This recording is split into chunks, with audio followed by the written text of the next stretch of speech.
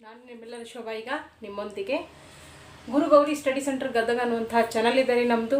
ಅದಕ್ಕೆ ಯಾರು ಸಬ್ಸ್ಕ್ರೈಬ್ ಇಲ್ಲ ಪ್ಲೀಸ್ ಸಬ್ಸ್ಕ್ರೈಬ್ ಆಗಿ. ಅದೇ ಹೆಸರಲ್ಲಿ ಟೆಲಿಗ್ರಾಮ್ ಗ್ರೂಪ್ ಇದೆ ರೀ, ಪ್ಲೀಸ್ ಜಾಯ್ನ್ ಆಗಿ. ಓಕೆ, ಇವತ್ತು ನಾವು TET 2019 ಪ್ರಶ್ನೆ ಪತ್ರಿಕೆಯನ್ನು ಬಿಡಿಸುವಂಥ ಪ್ರಯತ್ನ ಮಾಡೋಣ ರೀ.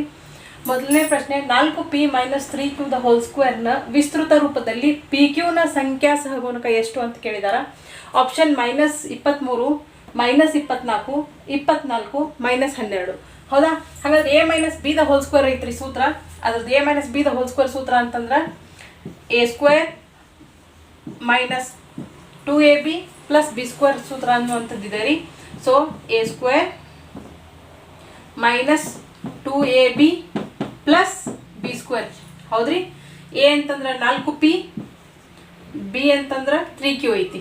ಹೌದಾ? ಇದೇ ಏನೇ ಇಲ್ಲಿ ಬರ್ತೈತ್ರಿ 4p, 2a ಅಂದ್ರೆ ಇದು ಬರ್ತೈತ್ರಿ, b ಅಂದ್ರೆ 3q, b² ಅಂದ್ರೆ 3q². ಹೌದಾ? ಬಿಡಿಸ್ರಿ. 4 4 16p² - 2 4 8 3 24pq + 3 3 9q². ನಮಗೆ PQನ ಸಂಖ್ಯಾ ಸಹಗುಣಕ ಕೇಳ್ಯಾರ್ರಿ. ಸೊ PQ ಅಷ್ಟ ಅಬ್ಸರ್ವ್ ಮಾಡ್ರಿ. PQನ ಸಂಖ್ಯಾ ಸಹಗುಣಕ ಅದ್ರ ಜೊತೆಗಿರುವಂತಹ ಸಂಖ್ಯೆ ಎಷ್ಟ್ರಿ? 24. ಅಷ್ಟೇ 24 ಅಂತ ಹೋಗಿಲ್ರಿ, ಚಿಹ್ನೆನೂ ಹೇಳ್ಬೇಕು, -24. ಹಂಗಂದ್ರೆ ಎಷ್ಟನೇ ಆಪ್ಷನ್ ಕರೆಕ್ಟ್ ರೀ? ಎರಡನೇ ಆಪ್ಷನ್ ಕರೆಕ್ಟ್. ಪ್ರಶ್ನೆ, ಎರಡು ಸಂಖ್ಯೆಗಳ ಮೊತ್ತ 2490. ಒಂದು ಸಂಖ್ಯೆ 6.5% ಮತ್ತೊಂದು ಸಂಖ್ಯೆ 8.5% ಸಮನಾದರೆ ಆ ಸಂಖ್ಯೆಗಳು ಅಂತ ಕೇಳಿದಾರೆ. ಹೌದಾ? ಆಪ್ಷನ್ 1412, 1078, 1411, 1079, 1380, 1110, 1490 ಮತ್ತು 1000 ಅಂತ ಕೊಟ್ಟಿದ್ದಾರೆ. ಆಟೋಮೆಟಿಕ್ ನೋಡಿದ್ರೆ ಗೊತ್ತಾಗ್ತಿದ್ರಿ ಇದಲ್ಲ. ಯಾಕಂದ್ರೆ ಇದನ್ನ ಭಾಗಿಸಿದ್ವಿ ಅಂತಂದ್ರೆ ನಮಗಲ್ಲೇ this ಅಂತಂದ್ರೆ ಬರಲ್ಲ. ಸೊ ಬಿಟ್ಬಿಡ್ರಿ, ಅದು ಆಪ್ಷನ್ ಆಗಂಗಿಲ್ಲ. ಈ ಎಲ್ಲ ಸಂಖ್ಯೆಗಳನ್ನ ಕೂಡಿಸಿ ನೋಡ್ರಿ. ಎರಡು ಸಂಖ್ಯೆಗಳನ್ನ ಕೂಡಿಸ್ರಿ 2495. ಇದನ್ನು ಕೂಡಿಸ್ರಿ, ಇದನ್ನು ಕೂಡಿಸ್ರಿ, ಇದನ್ನು ಕೂಡಿಸ್ರಿ. ಬಟ್ ಏನು ಕೊಟ್ಟಾನ ಕಂಡೀಷನ್ ಅಂತಂದ್ರೆ ಒಂದು ಸಂಖ್ಯೆಯ 6.5% ಇನ್ನೊಂದು ಸಂಖ್ಯೆಯ 8.5% ಏನೈತಿ ಸಮ ಐತಿ. ಹೌದ್ರಿ? ಇಲ್ಲೂ ಪರ್ಸೆಂಟ್ ಐತಿ, ಇಲ್ಲೂ ಪರ್ಸೆಂಟ್ ಐತಿ, ಇಲ್ಲೂ 1 ಪಾಯಿಂಟ್ ಆದ್ಮೇಲೆ ಸ್ಥಾನ ಐತ್ರಿ, 1 ಪಾಯಿಂಟ್ ಆದ್ಮೇಲೆ ಒಂದು ಸಂಖ್ಯೆ ಐತಿ. ಕೈ ಬಿಟ್ಬಿಡ್ರಿ. ಸೊ ಎಕ್ಸ್ಗೆ 65 ಗುಣಿಸ್ರಿ, ವೈಗೆ 85 ಗುಣಿಸ್ರಿ. ಅಂದ್ರೆ ಮೊದಲನೇ ಸಂಖ್ಯೆಗೆ 65 ಗುಣಿಸಿದಾಗ ನಮ್ಗೆ ಮತ್ತು ಎರಡನೇ ಸಂಖ್ಯೆಗೆ 85 ಗುಣಿಸಿದಾಗ ನಮ್ಗೆ ಎರಡು ಉತ್ತರ ಸೇಮ್ ಬರ್ಬೇಕು. ಇಲ್ಲಿ ಒಂದನೇ ಆಪ್ಷನ್ ತಗೋರಿ, 1412. ಅದಕ್ಕೆ 65 ಗುಣಿಸ್ರಿ. ನೋಡ್ರಿ ಆನ್ಸರ್ 5 7 10, 5 1 5 1 6, 5 4 20, 0 2 5 2, 5 1 5 2 7 ಪ್ಲಸ್ 6 7 12 2 1 6 1 6 1 7 1 7 6 4 24 2 6 6 2 8 0 8 7 11 9. ಹೌದಾ? ಇಷ್ಟು ಬಂತು. ಇನ್ನೊಂದು ನೋಡ್ರಿ, ಇನ್ನೊಂದು 1078ಕ್ಕೆ ಎಷ್ಟರಲ್ಲಿ ಗುಣಿಸ್ಬೇಕ್ರಿ? 85ರಲ್ಲಿ ಗುಣಿಸ್ಬೇಕು. ಗುಣಿಸ್ ನೋಡ್ರಿ. 8 5 40, 7 5 35, 4 39. ಸೊ 0 ಕೈಲ ಬಂತು, 3 ಬಂದಿತ್ರಿ, 5 1 5 ಪ್ಲಸ್ 8 8 64, 8 7 56 62 ಕಿರಡ್ರಿ. ಸೊ 8 0 0 6 ರೀ, 8 1 8. ಹೌದಾ? 0 9 4 13 6 11 ಇಷ್ಟು ಬಂತು. ಸೊ ಸಮ ಬಂದ್ರಿ? ಇಲ್ಲ, ಸಮ ಬರಲಿಲ್ಲ. ಎರಡನೇ ಆಪ್ಷನ್ ನೋಡ್ರಿ, ಇದು 1411, 1079. ಒಂದು ಸ್ವಲ್ಪ ಅಬ್ಸರ್ವ್ ಮಾಡ್ರಿ. ಇಲ್ಲಿ 12 ಐತಿ, ಇಲ್ಲಿ 11 ಐತಿ. ಸೊ ಹಂಗಂದ್ರೆ 12 11 ಒಂದು ಕಡಿಮೆ ಆಗೈತಿ ಅಂದ್ರೆ ನಾವು 65 ಕಳೆದ್ರೆ ಬರ್ತೈತ್ರಿ ಆನ್ಸರ್. ಗುಣಿಸ್ಕೊಂತ ಕುಂದ್ರಬಾರ್ದ್ರಿ. ನಮಗೆ ಇಲ್ಲಿ ಯಾಕೆ ಗುಣಿಸ್ಬಿಟ್ಟೇವೆ ನಾವು ಒಂದ್ಸಲ, ಟೈಮ್ ವೇಸ್ಟ್ ಆಗ್ತೈತಿ. ಸೊ ಒಂದು ಕಡಿಮೆ ಆಗೈತಿ ಅಂತಂದ್ರೆ ಏನ್ರಿ? 65 ಕಡಿಮೆ ಆಗೈತಿ ಅಂದಾಗ 65 ಕಡಿಮೆ ಮಾಡ್ಬೇಕು ನಾವು. ಹೌದಾ? ಇಲ್ಲಿ ನೋಡ್ರಿ 1078 70 ಒಂದು ಹೆಚ್ಚಿಗೆ ಆಗೈತಿ ಅಂತಂದ್ರೆ ಏನು ಮಾಡ್ಬೇಕ್ರಿ? 85 ಕೂಡಿಸ್ಬೇಕ್ರಿ. ನೋಡ್ರಿ ಈಗ ಬರ್ತೈತೆ ಆನ್ಸರ್. ಕಳಿಬೇಕು, ಸಾರಿ, 0 ಒಳಗೆ ಹೋಗಂಗಿಲ್ಲ. ಸೊ 10 5 5 8 7 ಹೋದ್ರೆ 1 7 1 9 1 7 1 5 ಬಂತು. ಇಲ್ಲೇ ಕೂಡಿಸ್ಬೇಕ್ರಿ. 8 11 7. ಆನ್ಸರ್ 2 ಸಮ ಬಂದ್ವಲ್ರಿ. ಹಾಗಾದ್ರೆ ಎಷ್ಟನೇ ಆಪ್ಷನ್ ಕರೆಕ್ಟು? ಎರಡನೇ ಆಪ್ಷನ್ ಕರೆಕ್ಟ್. ಓಕೆ, ಮೂರು ನೋಡ್ರಿ, ಒಂದು ಭಿನ್ನರಾಶಿಯ ಛೇದವು ಅದರ ಅಂಶಕ್ಕಿಂತ 11 ಹೆಚ್ಚಾಗಿದೆ. ಅಂಶ ಮತ್ತು ಛೇದಗಳಿಗೆ 8 ಸೇರಿಸಿದಾಗ ಭಿನ್ನರಾಶಿಯು 3/4 ಆಗುತ್ತದೆ. ಹಾಗಾದರೆ ಆ ಭಿನ್ನರಾಶಿಯು ಒಂದನೇ ಆಪ್ಷನ್ 36/25, 26/35, ಏನು 25/36, ನಾಲ್ಕನೇ ಆಪ್ಷನ್ 24/35 ಬರುತ್ತೋ ಅಂತ ಕೇಳಿದಾರೆ. ಏನು ಹೇಳಿದಾರೆ ನೋಡ್ರಿ, ಒಂದು ಭಿನ್ನರಾಶಿಯ ಛೇದವು ಅಂಶಕ್ಕಿಂತ 11 ಹೆಚ್ಚಾಗಿದೆ. ಅಂಶಕ್ಕಿಂತ ಅಂದ್ರೆ ಅಂಶ ಎಕ್ಸಿಟ್ಕೋರಿ, ಛೇದ ಅಂಶಕ್ಕಿಂತ ಎಷ್ಟು ಹೆಚ್ಚಾಗೈತ್ರಿ? 11 ಹೆಚ್ಚಾಗಿದೆ. ಮತ್ತೇನು ಮಾಡ್ತಾರೆ, ಅಂಶ ಮತ್ತು ಛೇದಗಳಿಗೆ 8 ಸೇರಿಸಿದಾಗ, ಸೊ ಅಂಶಕ್ಕೂ 8 ಸೇರಿಸ್ರಿ, ಛೇದಕ್ಕೂ 8 ಸೇರಿಸ್ರಿ, ಅವಾಗ ಭಿನ್ನ ರಾಶಿ ಏನಾಗ್ತೈತಂತ್ರಿ 3/4ಕ್ಕೆ ಸಮನಾಗುತ್ತದೆ ಅಂತ ಹೇಳಿದಾರ್ರಿ. ಅವ್ರು ಹೆಂಗೆ ಹೇಳಿದಾರ ಹಂಗೆ ಬರ್ಕೋತ ಹೋದ್ರಿ ಅಂತಂದ್ರೆ ನಿಮ್ಗೆ ಸರಳ ಆಗ್ತೈತ್ರಿ ಲೆಕ್ಕ. ಛೇದವು ಅಂಶಕ್ಕಿಂತ 11 ಹೆಚ್ಚಾಗಿದೆ. ಆಮೇಲೆ ಏನು ಮಾಡ್ಬೇಕ್ರಿ, ಅಂಶಕ್ಕೂ 8 ಸೇರಿಸ್ಬೇಕು, ಛೇದಕ್ಕೂ 8 ಸೇರಿಸ್ಬೇಕು. ಅವಾಗ ನಮಗೆ ಬರುವಂಥ ಭಿನ್ನ ರಾಶಿ 3/4 ಆಗಿರ್ತೈತಿ. ಸೊ ಬಿಡಿಸ್ರಿ ಇದನ್ನ, x + 8 ಇಂಟು ಓರೆ ಗುಣಾಕಾರ ಮಾಡ್ರಿ 4 = ಎಕ್ಸಕ್ಕೆ ನೋಡ್ರಿ 11 + 8 ಅಂದ್ರೆ 19 ಆಯ್ತು. ಸೊ 3 ಗುಣ್ಲೆ x + 19 ಅಂತ ಬರ್ಕೊಳ್ಳೇನ್ರಿ ನಾನು. ಗುಣಿಸ್ರಿ 4 × x 4x + 8 4 32, 3 × x 3x + 19 3 57. So ಇದನ್ನ x ಒಂದು ಕಡೆ ಮಾಡ್ಕೋರಿ, 4x ಒಳಗೆ 3x ಹೋತಂತಂದ್ರೆ direct ಬರಲಿರಿ, 4x 3x x ರೀ, 57 32 ಕಳೆದ್ರಿ, ಅಂದ್ರೆ ಎಷ್ಟು ಬಂತ್ರಿ 25 ಬಂತೇನ್ರಿ. x = 25 ಬಂತು. ಇಲ್ಲಿ 25 ಬಂತೆ ನಮಗೆ, ಹೌದಾ. x ಏನು ಹೇಳಿದಾರ್ರಿ ಅವರು, ಅಂಶವು ಛೇದವು ಅಂಶಕ್ಕಿಂತ 11 ಹೆಚ್ಚಾಗೈತಿ. ಸೊ ಇದು ನಮ್ಗೆ ಅಂಶ ಸಿಕ್ತು. ಅಂಶ ಅಂದ್ರೆ 25. ನೋಡ್ರಿ ಎಲ್ಲಿ 25 ಮುಗೀತಾ, ಆನ್ಸರ್ ಬಂದ್ಬಿಡ್ತು ನಮಗೆ. ಆದ್ರೂ ವೆರಿಫೈ ಮಾಡ್ಕೋರಿ. 25ಕ್ಕೆ ಎಷ್ಟು ಕೂಡಿಸ್ಬೇಕು, ಎಷ್ಟು ಹೆಚ್ಚಿಗೆ ಆಗಿರ್ಬೇಕು, 11 ಹೆಚ್ಚಿಗೆ ಆಗಿರ್ಬೇಕು. ನೋಡ್ರಿ ಎಷ್ಟು ಬಂತು, ಸೊ 36. ಹಾಗಾದ್ರೆ 25/36. Okay, next problem. √6 ಪ್ಲಸ್ ಮತ್ತು √6 ಪ್ಲಸ್ ಇನ್ಫಿನಿಟಿ ಹಂಗೆ ಅದ್ರ ಬೆಲೆ ಕೇಳಿದಾರೆ. ಸೊ ಹಿಂಗಿದ್ದ ಪ್ಲಸ್ ಐತ್ರಿ. ಸೊ ಈ 6ರದ್ದು ಏನು ಮಾಡ್ಬೇಕು, ಹೌದಾ ರೀ, ಈ 6ರದ್ದು ಅಪವರ್ತನಗಳನ್ನು ತೊಗೋಬೇಕ್ರಿ, ಅನುಕ್ರಮ ಅಪವರ್ತನಗಳನ್ನು ತೊಗೋಬೇಕು, ಹೌದಾ. 2 3 6, ಹೌದಾ. ಸೊ ಪ್ಲಸ್ ಐತಿ, ಸೊ ದೊಡ್ಡ ಸಂಖ್ಯೆ ತೊಗೋರಿ 3. ಆನ್ಸರ್ ಎಷ್ಟು ಹೆಂಗಂದ್ರೆ 3. ಬಟ್ ಹೆಂಗೆ ಬಂತು, ಹೌದು ಬಂತು, ನೆನ್ಪಿಟ್ಕೊಂಡಿದ್ರಿ, ಬಂತು ಒಪ್ಕೊಂಡೆ. ಆದ್ರೆ ಹೆಂಗೆ ಬಂತು ಅನ್ನೋದನ್ನ ಬಿಡಿಸಿ ನೋಡಿದಾಗ ನೋಡ್ರಿ ತಿಳಿಸ್ಕೊಡ್ತೀನಿ ನಿಮ್ಗೆ, ಹೌದ್ರಿ. ಇನ್ಫಿನಿಟಿ = ನಾವೇನು ಇಟ್ಕೊಳ್ಳೋ x ಅಂತ ಇಟ್ಕೊಳ್ಳೋಣ ಇದನ್ನು. ಇದು ಸ್ಕ್ವೇರ್ ರೂಟ್ ಐತಲ್ರಿ, ಈ ಕಡೆ ಬಂದ್ರೆ ಏನಾಗ್ತೈತಿ, ಸ್ಕ್ವೇರ್ ಆಗ್ತೈತಿ. ಸೊ 6 ಪ್ಲಸ್ ಮತ್ತೆ ಅದನ್ನ ಬರ್ಕೊರಿ, 6 + √6, ಹೌದ್ರಿ, ಇನ್ಫಿನಿಟಿ = x² ಆತಲ್ರಿ. ಇದು ಈ ಸ್ಕ್ವೇರ್ ರೂಟು ಈ ಕಡೆ ಬಂದ್ರೆ ಸ್ಕ್ವೇರ್ ಆಗ್ತೈತೇನ್ರಿ. ಈಗ ನೋಡ್ರಿ 6 ಪ್ಲಸ್ ಇದಂದ್ರೆ ಏನ್ರಿ, ಮತ್ತೆ x ಏನ್ರಿ. ಸೊ x ಬರ್ಕೋಬೋದಲ್ಲ ನಾವು ಅದನ್ನು, ಯಾಕಂದ್ರೆ √6 + √6 ಇನ್ಫಿನಿಟಿ ಅಂತಂದ್ರೆ ಅದೇನ್ರಿ x ಹೌದಿಲ್ಲ. ಸೊ ಅದನ್ನ ನಾವು x ಅಂತ ಬರ್ಕೊಡೋಣ. ಈಗ ನೋಡ್ರಿ x², ಇವ್ನ ಈ ಕಡೆ ಹಾಕ್ರಿ, -x -6 = 0 ಬಂತು. ಅಪವರ್ತಿಸುವಿಕೆ ಕ್ರಮದ ಮೂಲಕ ಗುಣಿಸಿದ್ರೆ -6 ಬರಬೇಕು, ಕೂಡಿಸಿದ್ರೆ ಅಥವಾ ಕಳೆದ್ರೆ ನಮಗೆ -1 ಬರಬೇಕು. ಹಂಗಂದ್ರೆ -6 ಅಂತಂದ್ರೆ 2 3 6 ಅನ್ರಿ. ಸೊ ಒಂದು ಮೈನಸ್ ಐತಿ, ಸೊ ಮೈನಸ್ ತಗೋರಿ. x² + 2x -3x -6 = 0. ನೋಡ್ರಿ x ಅಂತ 3x ನ 2 ಅಕ್ಷರ x ಬರ್ತೈತಿ, ದೊಡ್ಡ ಸಂಖ್ಯೆ ಚಿಹ್ನೆ ಮೈನಸ್ ಬಂತು. 2 3 6 -6 ಬರ್ತೈತಲ್ರಿ, -6 x². ಸೊ ಇಲ್ಲಿ ಕಾಮನ್ ತೆಗಿರಿ, x + 2 ಒಳಗೆ ಉಳಿತೇನ್ರಿ, -3 ಕಾಮನ್ ತೆಗಿರಿ, x - 2 ಉಳಿತು. ಇಲ್ಲಿ ಮೈನಸ್ ಹೊರಗೆ ಬಂದೈತಿ, ಪ್ಲಸ್ ಒಳಗೆ ಹೋಗ್ತೈತ್ರಿ. ಸೊ ಹಂಗಂದ್ರೆ x - 3 = 0, x + 2 = 0. ಹಾಗಾದ್ರೆ x = ಆನ್ಸರ್ ಏನು ಬಂತ್ರಿ, 3 ಬಂತಲ್ರಿ. ಎಷ್ಟು ಹೆಂಗಂದ್ರೆ ಆಪ್ಷನ್ 3 ಹೆಂಗೆ ಬಂತು ಅಂತ ಗೊತ್ತಿರಬೇಕು. ಈಸಿ ಮೆಥಡ್ ಒಳಗೆ ಹಿಂಗೆ ಕೊಟ್ಟಾಗ 2 3 6 ದೊಡ್ಡ ಪ್ಲಸ್ ಇದ್ರೆ ದೊಡ್ಡದು ತೊಗೋಬೇಕು, ಸಣ್ಣದಿದ್ರೆ ಇಲ್ಲಿ ಮೈನಸ್ ಇದ್ರೆ ಸೊ ನಾವು 2 ತೊಗೋಬೇಕು ಅವಾಗ. ಓಕೆ, ನೋಡ್ರಿ 2x² - kx + 4 = 0 ವರ್ಗ ಸಮೀಕರಣದ ಒಂದು ಮೂಲವು 2 ಆದರೆ k ನ ಬೆಲೆ ಕೇಳಾರೆ. ಆಪ್ಷನ್ -6 2 1 6. ಒಂದು ಮೂಲವು 2 ಅಂತಂದ್ರೆ x ಇದ್ದಲ್ಲಿ ನಾವು 2 ಹಾಕಿದ್ರೆ ನಮ್ಗೆ ಏನು ಬರ್ಬೇಕ್ರಿ, ಆನ್ಸರ್ 0 ಬರಬೇಕು. ಸೊ ಆಟೋಮೆಟಿಕ್ ನಮ್ಗೆ x ಒಂದು ಉಳಿತೈತ್ರಿ, ಅವಾಗ x ನ ಬೆಲೆ ಗೊತ್ತಾಗ್ಬಿಡ್ತೈತಿ. So 2x² - kx + 4 = 0. So x ಇದ್ದಲ್ಲೇ 2 ಹಾಕ್ರಿ, ಸಾರಿ ಮೈನಸ್ ಐತಿಲ್ಲಿ, -k × x ಅಂದ್ರೆ 2 + 4 = 0. 2 × 2 ವರ್ಗ ಅಂತಂದ್ರೆ 4 - 2k + 4 = 0. 4 2 8, 8 - 2k + 4 = 0. ಈ 2k ಈ ಕಡೆ ಹಾಕ್ಬಿಡ್ರಿ, 8 4 12. ಈ 2k ಈ ಕಡೆ ಬಂದ್ರೆ +2k ಆಗ್ತದೆ.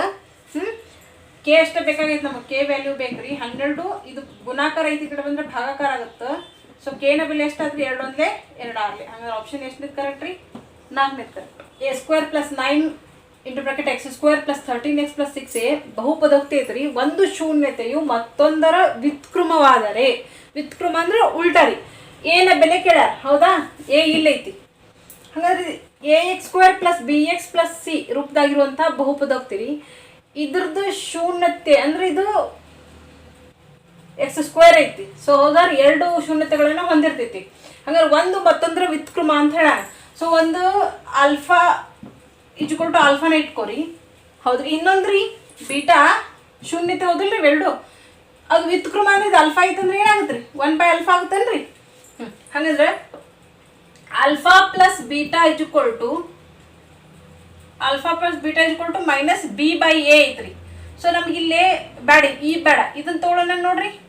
ಆಲ್ಫಾ × ಬೀಟಾ = ಸೂತ್ರ ಏನೈತ್ರಿ, ಆಲ್ಫಾ × ಬೀಟಾ = ಅಂದ್ರೆ ಶೂನ್ಯತೆಗಳ ಗುಣಲಬ್ಧ c/a ಆಗ್ತೈತೇನ್ರಿ. ಹಂಗೆ ಸಿ ಅಂದ್ರೆ ಏನೈತಿ 6a, ಎ ಅಂತಂದ್ರೆ ಎ ಜಾಗದಾಗ a² + 9 ಐತಿ, a² + 9. ಇಲ್ಲಿ ಬರ್ರಿ ಆಲ್ಫಾ ಅಂದ್ರೆ ಆಲ್ಫಾ, ಬೀಟಾ ಅಂದ್ರೆ 1/α, ಆಲ್ಫಾ ಆಲ್ಫಾ ಕ್ಯಾನ್ಸಲ್, 1 ಉಳಿತು. ಸೊ 6a ಭಾಗಲೆ a² + 9 ಓರೆ ಗುಣಾಕಾರ ಮಾಡ್ರಿ. ಈ ಕಡೆ ಬಿಡಿಸ್ತೇನೆ ನೋಡ್ರಿ, ಓರೆ ಗುಣಾಕಾರ ಮಾಡ್ರಿ. a² + 9 = 6a ಆತನ್ರಿ. ಅದನ್ನ ಈ ಕಡೆ ತೊಗೊಂಡು ಬರ್ರಿ. a² - 6a + 9 = 0. ಅಪವರ್ತಿಸುವ ಮೂಲಕ ಮಾಡ್ರಿ. ಗುಣಿಸಿದ್ರೆ 9 - 9 a² ಬರಬೇಕು, ಕೂಡಿಸಿದ್ರೆ ಅಥವಾ ಕಳೆದ್ರೆ 6a ಬರಬೇಕು. ಸೊ 3 3 9 ಆಗ್ತದೇನ್ರಿ, +9² ಸಾರಿ 3 3 9 ಆಗ್ತದೇನ್ರಿ. 3x ಗೆ 3x ಎರಡು ಕಡೆ minus ಇಟ್ಬಿಡ್ರಿ. So a² - 3x - 3x + 9 = 0. ಇದು 6 a ಐತಲ್ಲ, ಸಾರಿ a ಅಂತ ತಗೋರಿ. ಇಲ್ಲಿ a ಕಾಮನ್ ತೆಗಿಲಿ, a - 3, ಇಲ್ಲಿ -3 ಕಾಮನ್ ತೆಗೀರಿ, ಒಳಗೆ a - 3 ಉಳಿತೇನ್ರಿ. ನೋಡ್ರಿ ಇಲ್ಲಿ ಮೈನಸ್ ಹೊರಗೆ ಬಂದೈತಿ. ಸೊ ಪ್ಲಸ್ ಐತಿ, minus into minus plus, plus ಇದ್ದಿದ್ರೊಳಗೆ ನಾವು ಮೈನಸ್ ತಗೊಂಡ್ರೆ ಇನ್ನೊಂದು ಏನು ಉಳಿತೈತ್ರಿ, ಮೈನಸ್ ಉಳಿತೈತಿ. a - 3 ಕಾಮನ್ ತೆಗೀರಿ. a - 3 ಇಂಟು ಮತ್ತೆ a - 3 ಐತಿ, ಸಾರಿ ನಡೀತದೆ = 0. ಹಾಗಾದ್ರೆ a = ಏನ್ರ ಆನ್ಸರ್ 3. ಎರಡು ಕಡೆ ಸಮ ಐತಲ್ಲ. ಸ್ತಂಭಾಕೃತಿಯ ಪಾದದ ವಿಸ್ತೀರ್ಣ 44 cm² ಮತ್ತು ಎತ್ತರ 10 cm ಇದೆ. ಇದರ ಘನಫಲ ಅಂತ ಕೇಳಿದ್ದಾರೆ. ಸೊ 4.4 cm³ ಐತಿ, 540 cm³, 54 cm³ ಅಥವಾ 440 cm³. ಸ್ತಂಭಾಕೃತಿ ಪಾದದ ವಿಸ್ತೀರ್ಣ, ಸ್ತಂಭಾಕೃತಿ ಅಂದ್ರೆ ಹಿಂಗಿರ್ತೈತ್ರಿ ಸ್ತಂಭಾಕೃತಿ. ಸೊ ಪಾದದ ವಿಸ್ತೀರ್ಣ ಅಂದ್ರೆ ವೃತ್ತ ಕೊಟ್ಟಾನ್ರಿ, ವೃತ್ತದ ವಿಸ್ತೀರ್ಣ ಕೊಟ್ಟಾನ ಮತ್ತು ಎತ್ತರ ಕೊಟ್ಟಾನ.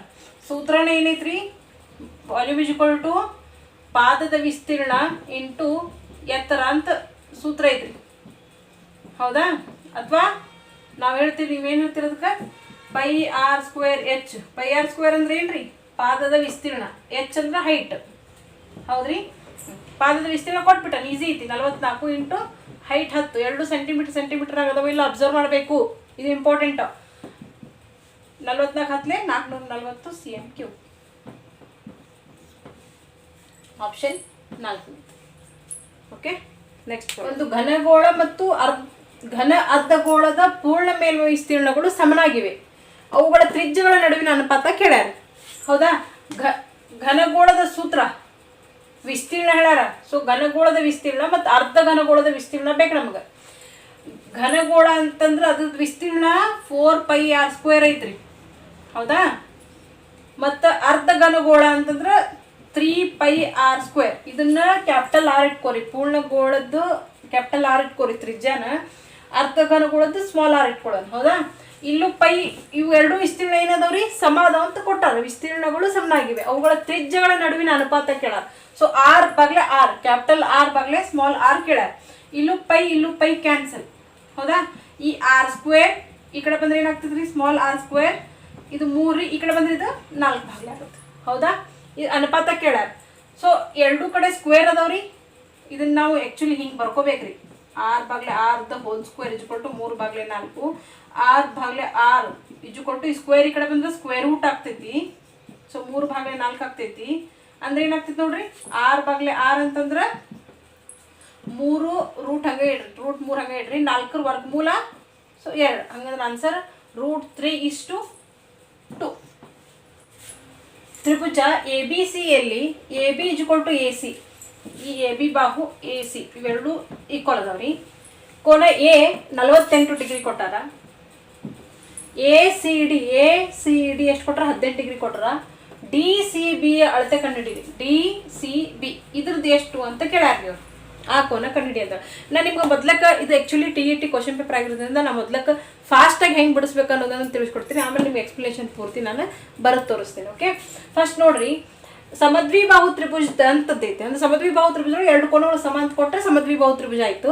ಸಮದ್ವಿಬಾಹು ತ್ರಿಭುಜದೊಳಗೆ ಇಲ್ಲೇನು ಇರ್ತೈತೆ ನೋಡ್ರಿ, ಪಾದ ಕೋನಗಳು ಏನು ಎರಡು ಬಾಹುಗಳು ಸಮ ಇರ್ತಾವಲ್ಲ ಅದು ಕೆಳಗೆ ಬರ್ತೈತೆ ನೋಡ್ರಿ. ಬಾವು ಇದು ಒಂದು ಬಾವು ಹಿಂಗೆ ಬರ್ತೈತೆ, ಇದು ಒಂದು ಬಾವು ಹಿಂಗೆ ಬರ್ತೈತೆ. ಸೊ ಇದು ಪಾದ ಆಗ್ತೈತೆ. ಅವಾಗ ಅವು ಎರಡು ಪಾದ ಕೋನಗಳು ಏನಿರ್ತಾವ ಅಂದ್ರೆ ಸಮ ಇರ್ತವೆ. ಕೋನ ಬಿ ಇಜ್ಕೊಟ್ಟು ಕೋನ ಸಿ ಇಜ್ಕೊಟ್ಟು ಸಮ ಇರ್ತೈತಿ. ಸೊ ಇವೆರಡು ಎಕ್ಸ್ ಇಟ್ಕೋರಿ. ಇದು 48 ಆಯಿತು. 48 ಮತ್ತು ಈ ಕೋನ ಎಕ್ಸ್ ಈ ಕೋನ ಎಕ್ಸು, ಯಾಕಂದ್ರೆ ಎರಡು ಈಕ್ವಲ್ ಇರ್ತಾವೆ.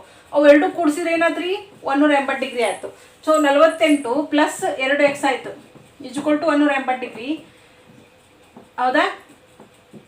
ಹಂಗಂದ್ರೆ ಮೂರು ಕೋನಗಳು ಬರ್ತಾ ನಮ್ಗೆ 180 ಡಿಗ್ರಿ ಇರ್ತೈತಿ. 48 ಕಳೀರಿ, 2x ನೋಡಿ 48 ಕಳೆದ್ರೆ ಎಷ್ಟಾತ್ರಿ? 132 ಆಯ್ತು. ಸೊ ಎಕ್ಸ್ ಇಜ್ಕೊಟ್ಟು 132 ಅರ್ಧ ಎಷ್ಟಾಗ್ತೈತಿ ರೀ? 66. ಹಂಗಾದ್ರೆ ಇದು 66 ಆಯ್ತು, ಇದು 66 ಆಯ್ತು. ಆ 66ನಾಗ ಇದು 66 ಅಂತಂದ್ರೆ ಅದ್ರ 18 ಡಿಗ್ರಿ ಕೊಟ್ಟಾನ. 66ನಾಗ 18 ಕಳೆದ್ಬಿಡ್ರಿ. 66ನಾಗ 18 ಕಳೀರಿ ಅಂದ್ರೆ ಎಷ್ಟಾಯ್ತು ಹೇಳ್ರಿ? 48. ಗೊತ್ತಾಯ್ತು? ಹಿಂಗೆ ಫಾಸ್ಟಾಗಿ ಮಾಡಬೇಕು. ಸೊ ಡೀಟೇಲಾಗಿ ಹೇಳೋದಾದ್ರೆ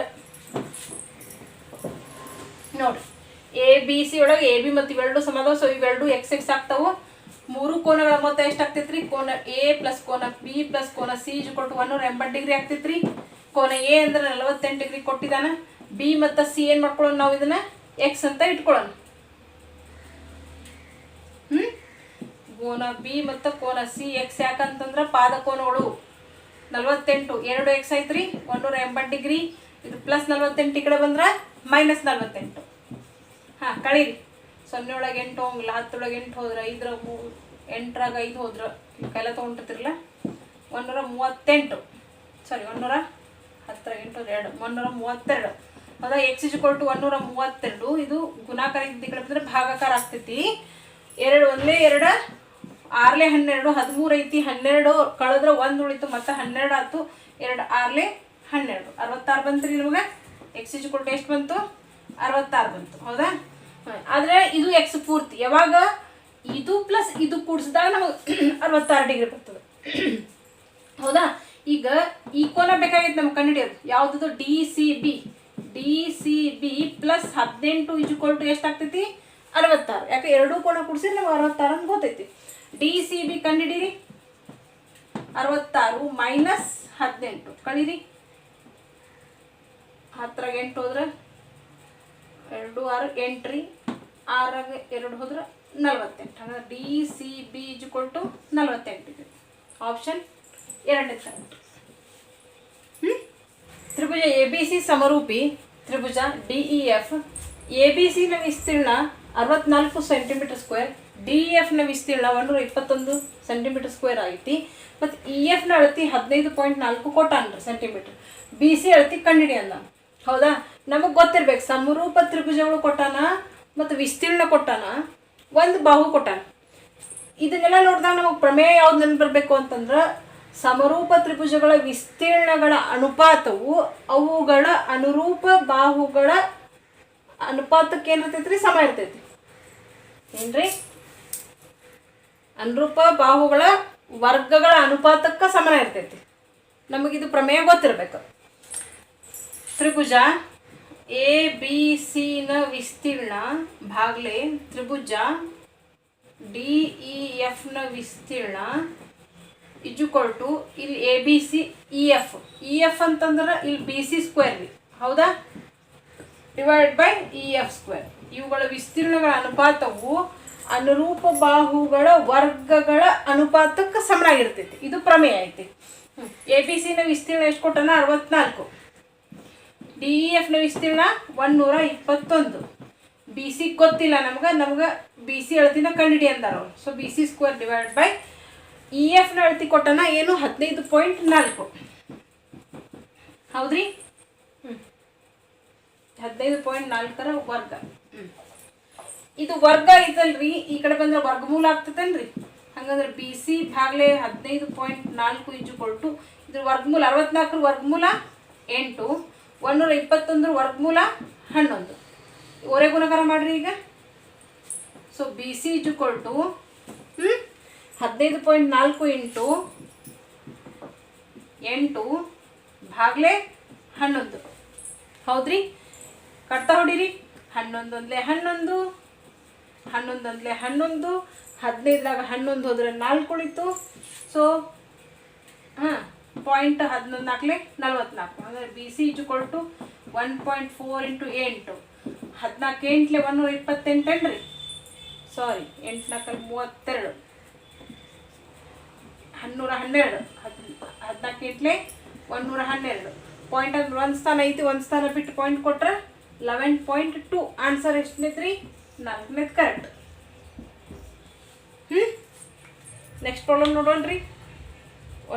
ಒಂದು ಚತುರ್ಭುಜದ ಕೋನಗಳು 3 ಅನುಪಾತ 5 ಅನುಪಾತ 7 ಅನುಪಾತ 9 ಅನುಪಾತದಲ್ಲಿದ್ದರೆ ಅದರ ಅತ್ಯಂತ ಚಿಕ್ಕ ಕೋನದ ಅಳತೆ ಕಂಡುಹಿಡಿ ಅಂದಾರ.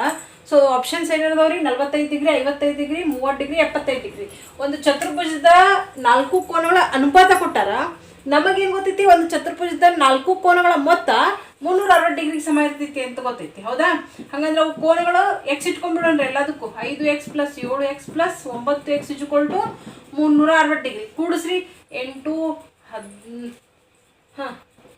10 15 15 24 ಆತನ್ರಿ. 24x = 360. x = ಕಂಡಿಡೀರಿ 360 ಭಾಗಲೆ 24. ಹೌದ್ರಿ, ಕಟ್ತಾ ಬಿಡ್ರಿ. 6 4 24, 6 6 36, 4 1 4 15. ಹಾಗಾದ್ರೆ x = 15 ಬಂತು. ಆದ್ರೆ ಚಿಕ್ಕ ಕೋನ ಯಾವ್ದ್ರಿ ಇದ್ರಾಗ? 3x ರೀ. ಅಂದ್ರೆ 3 × 15 ಅಂದ್ರೆ 45 ಡಿಗ್ರಿ. ಎಷ್ಟು ರೀ? 45. ಟೈಮ್ ಸೇವ್ ಭಾಳ ಮಾಡ್ಬೇಕಾ? ಹೀಗೆಲ್ಲ ಡೀಟೇಲಾಗಿ ಬಿಡಿಸ್ಕೊಂತ ಕುಂದ್ರೋಂಗಿಲ್ಲ. ಹೇಳಿರಿ ನಾ ಇದನ್ನ ಹೆಂಗೆ ಬಿಡಿಸ್ಬೇಕಂತ ಹೇಳಿ. ಇದರಿಂದ ಎಕ್ಸಾಮ್ನಾಗ ಹೆಂಗೆ ಬಿಡಿಸ್ಬೇಕು ನೋಡ್ರಿ. ಇಲ್ಲೇ ರೀ ಕ್ವಶನ್ ಓದಿರ್ತೀರಿ. 5 3 8 8 10 15 15 ಇದು 24. 24 x = 360 ಡಿಗ್ರಿ. x = ಇಲ್ಲೇ ರೀ 6 4 6 6 4 1 4 15 15 ಬಂತು. ಮಾಡೋಂಗಿಲ್ಲ. 3 15 3 45 ಗೊತ್ತು ಮಾಡಬೇಕು.